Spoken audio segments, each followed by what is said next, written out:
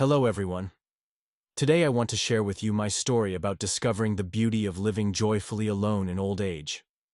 I'm a man who has journeyed through the ups and downs of life, and as I reflect on my golden years, I realize that society's insistence on having a large circle of friends is not only outdated but, in many ways, unnecessary. I want to speak honestly with you about how embracing solitude, focusing on quality over quantity, and nurturing deep, meaningful relationships have transformed my life. When I look back on my younger days, I remember the pressure to constantly prove myself, to be socially active, to network, and to keep up with endless social obligations. Back then, friendship was often measured by the number of people you knew, the parties you attended, and the impressions you made.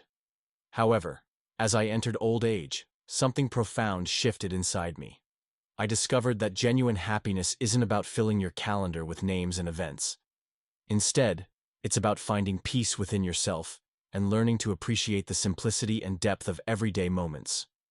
I realized early on that the need for a large social circle diminishes when you understand that life's most valuable connections come from the heart, not from the sheer number of acquaintances. In my later years, I embraced a philosophy of self-reliance, a belief that true contentment comes from within. Instead of trying to please everyone or chasing after fleeting validation, I turned my focus inward. I began to cherish the simple joys: a quiet morning with a cup of coffee, a walk in the park, or even a moment of reflection while watching the sunset. These moments, though seemingly small, have a richness that no crowded party or casual conversation could ever provide. In a way, this journey towards self-discovery was liberating. I learned to let go of the old notion that I needed to have a constant stream of friends to feel valued. Instead, I began to prioritize my inner world, finding strength and comfort in my own company. This wasn't an act of selfish isolation. Rather, it was an honest acceptance that I had grown wiser through years of joys and struggles, and I no longer felt the need to prove my worth through the opinions or expectations of others. As I looked around, I noticed that the relationships that truly mattered were those that had endured over time, like the bond with my family, or a trusted friend who had been there through thick and thin. Family, I realized, became a cornerstone of emotional support. The laughter of my children, the warmth of a conversation with my spouse, and even the gentle teasing of my grandchildren provided a kind of fulfillment that superficial friendships never could. I found that these relationships, built on a foundation of shared history and unconditional love, resonated much more deeply than the transient connections I had once sought. At the same time, I discovered a renewed sense of connection with my community.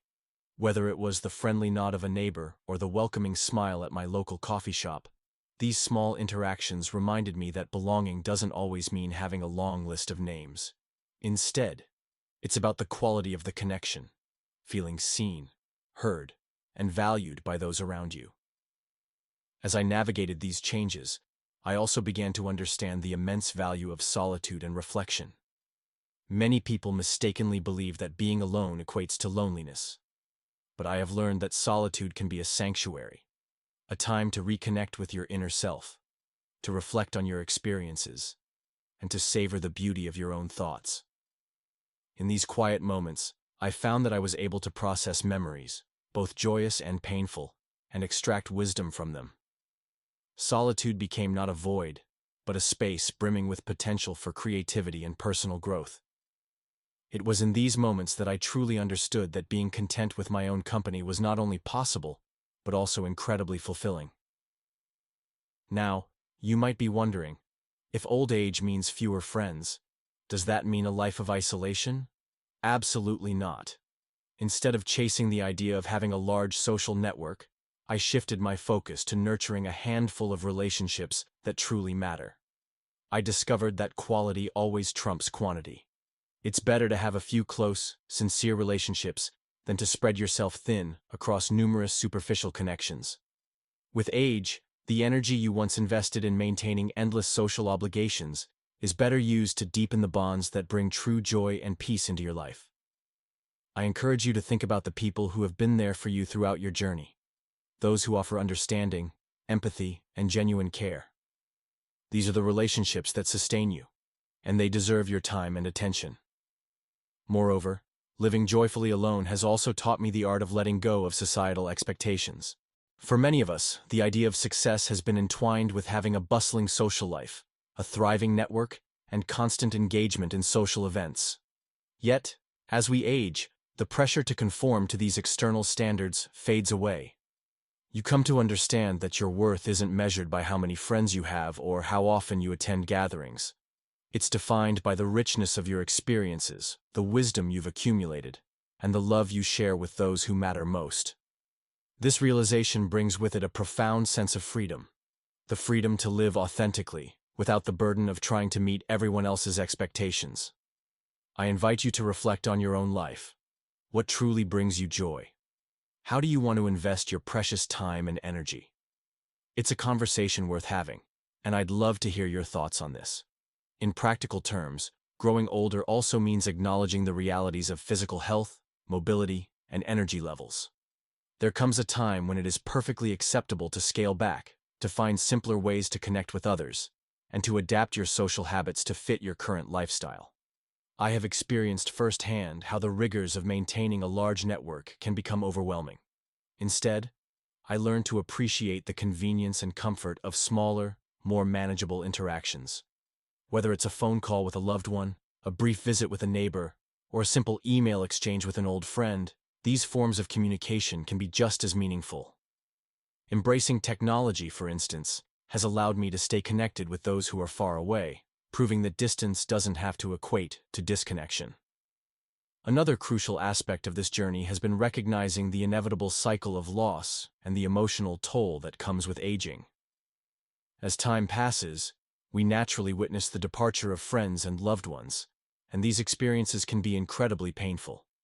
However, these losses also serve as a reminder to cherish the relationships that remain, and to hold dear the memories of those who have gone before us.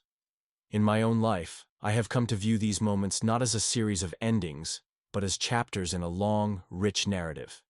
Each relationship, whether it has lasted a lifetime or has quietly faded into the background, has contributed to the person I am today. Rather than mourning what is lost, I choose to celebrate the legacy of love and wisdom that continues to shape my existence. Speaking of legacy, one of the most powerful gifts that come with old age is the wisdom earned from a lifetime of experiences.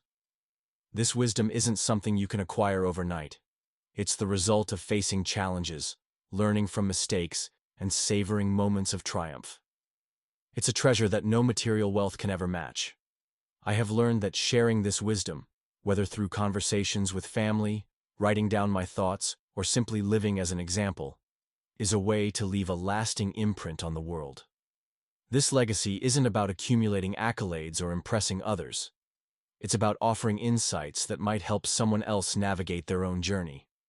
I encourage you to think about the lessons you have learned over the years. What wisdom would you pass on to future generations? Opening up this dialogue can be both healing and inspiring, as it reminds us that our experiences are valuable and that our stories matter. Redefining connections in old age has been another transformative realization. Earlier in life, connection often meant frequent, intense interactions, gathering in groups, engaging in lengthy conversations, or simply being busy. But as I've grown older, I've come to understand that connection can be more subtle and more spontaneous. It might be the warm greeting from a stranger, the sound of laughter echoing through the halls of a community center, or even a moment of silence shared with a dear friend. These fleeting yet sincere moments have taught me that connection is not about how long you interact, but how fully present you are in each moment. By embracing this broader definition of connection, I have discovered that the world is full of opportunities to engage meaningfully, even if the interactions are brief. Whether it's a smile exchanged on a morning walk or a thoughtful conversation over a cup of tea, these moments of genuine human interaction are priceless. Throughout this journey, I've come to value the importance of self-love and acceptance. Above all else, the greatest companion you can ever have is yourself. In a world that often demands constant validation from others, learning to appreciate your own company is nothing short of revolutionary. I've spent years trying to fit into roles that didn't truly reflect who I am. But now I embrace the freedom of being unapologetically me. This acceptance is not just about feeling comfortable in your skin. It's about realizing that your worth is inherent, not determined by external accolades or the number of people around you. It's a liberating experience that I believe everyone, especially as we grow older, should strive to achieve. I invite you to take a moment today and reflect on your relationship with yourself. How can you nurture that inner bond? How can you learn to find joy in solitude just as I have? In our modern world, where social media and digital connections often replace genuine face-to-face interactions, it's important to remember that nothing can substitute the authenticity of a heartfelt conversation. While technology can be a useful tool to bridge gaps, it's the depth of the dialogue that ultimately matters. I encourage you to use these digital tools to supplement your relationships, not replace them. Instead of scrolling endlessly or exchanging fleeting likes, consider reaching out to someone for a real conversation. Ask them how they're really doing. Share your own experiences, your challenges, and your triumphs. In doing so, you'll find that the bonds you form in person, grounded in empathy and mutual understanding, are far more fulfilling and enduring. As I reflect on my own experiences, I am reminded that aging is not a period of decline or isolation. It is a time of liberation and rediscovery. It is an opportunity to redefine what matters most in life, to let go of old expectations, and to focus on the relationships and activities that truly nourish your soul. I speak to you today not as someone who has all the answers, but as a fellow traveler on this journey toward understanding and self-fulfillment. Each of us has a unique story, and each story is filled with moments of joy, sorrow, growth, and learning.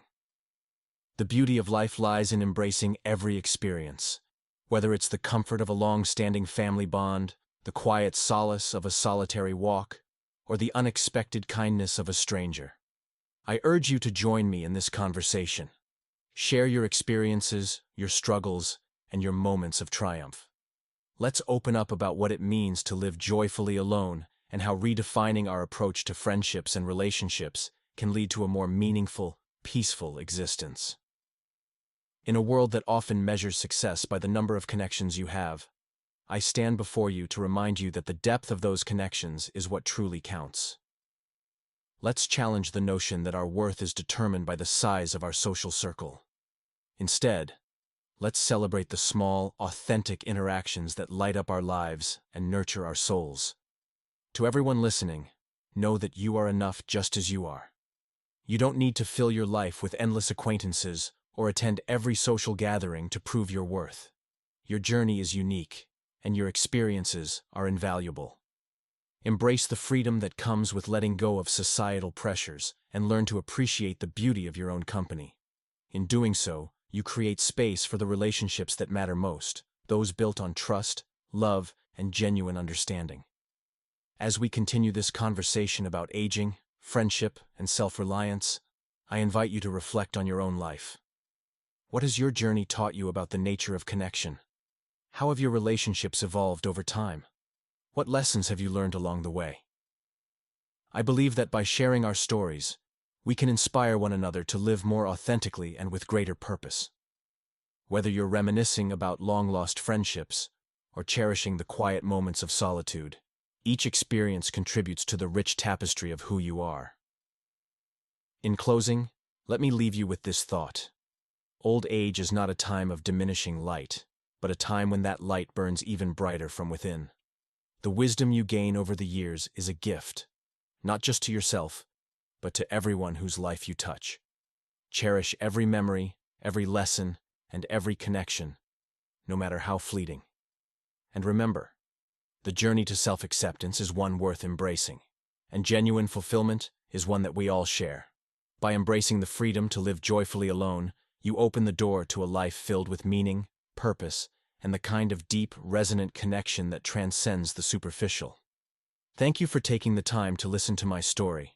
I encourage you to share your thoughts and experiences in the comments below. Let's support each other as we navigate this beautiful, sometimes challenging journey of aging gracefully.